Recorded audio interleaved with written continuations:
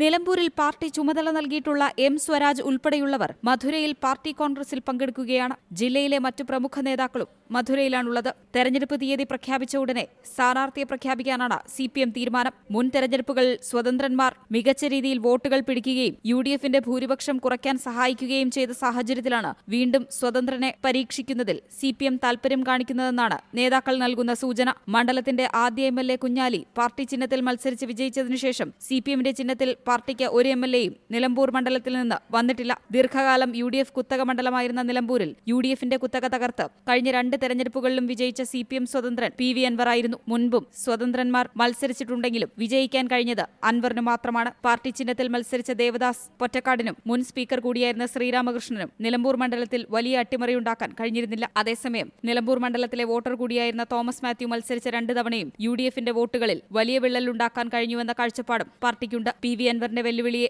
അതിജീവിക്കാൻ CPM കഠിനാധ്വാനം ചെയ്യേണ്ടിവരും. C Malayalam news, Malappuram. ഏറ്റവും പുതിയ വാർത്തകളും വിശേഷങ്ങളും വിരൽത്തുമ്പിലറിയാൻ സി മലയാളം ന്യൂസ് എല്ലാ ഡിജിറ്റൽ പ്ലാറ്റ്ഫോമുകളിലും ലഭ്യം.